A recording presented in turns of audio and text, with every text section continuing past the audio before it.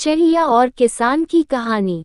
एक गांव में एक किसान रहता था। उसका गांव के बाहर एक छोटा सा खेत था। एक बार फसल बोने के कुछ दिनों बाद उसके खेत में चिड़िया ने घोंसला बना लिया। कुछ समय बीता तो चिड़िया ने वहां 2 अंडे भी दे दिए। उन अंडों में से 2 छोटे छोटे बच्चे निकल आए। वे बड़े मजे से उस खेत में अपना जीवन गुजारने लगे। कुछ महीनों बाद फसल कटाई का समय आ गया। गांव के सभी किसान अपने खेतों की फसल की कटाई में लग गए। अब चिड़िया और उसके बच्चों का वह खेत छोड़कर नए स्थान पर जाने का समय आ गया था।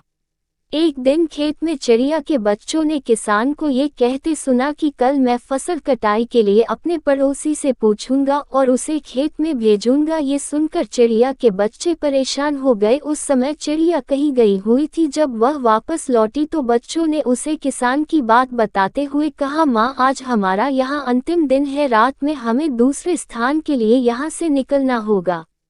चिड़िया ने उत्तर दिया, इतनी जल्दी नहीं बच्चों, मुझे नहीं लगता कि कल खेत में फसल की कटाई होगी। चिड़िया की कही बात सही साबित हुई। दूसरे दिन किसान का पड़ोसी खेत में नहीं आया और फसल की कटाई न हो सकी।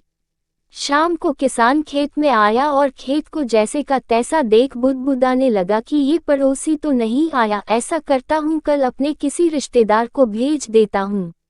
चिड़िया के बच्चों ने फिर से किसान की बात सुन ली और परेशान हो गए। जब चिड़िया को उन्होंने ये बात बताई तो वह बोली, तुम लोग चिंता मत करो, आज रात हमें जाने की ज़रूरत नहीं है। मुझे नहीं लगता कि किसान का रिश्तेदार आएगा।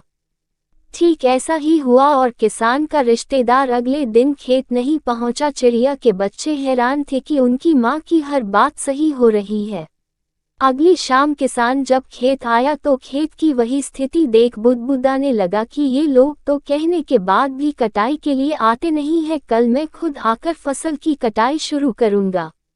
चिड़िया के बच्चों ने किसान की ये बात भी सुन ली अपनी माँ को। जब उन्होंने ये बताया तो वह बोली, बच्चों, अब समय आ गया है ये खेत छोड़ने का। हम आज रात ही ये खेत छोड़कर दूसरी जगह चले जाएंगे।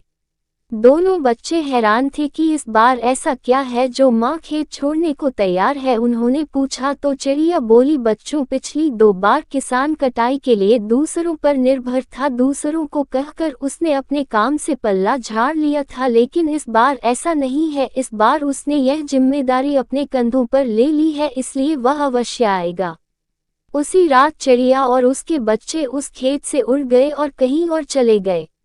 सीख: दूसरों की सहायता लेने में कोई बुराई नहीं है, किंतु यदि आप समय पर काम शुरू करना चाहते हैं और चाहते हैं कि वह समय पर पूरा हो जाए तो उस काम की जिम्मेदारी स्वयं लेनी होगी। दूसरे भी मदद उसी की करते हैं जो अपनी मदद करता है।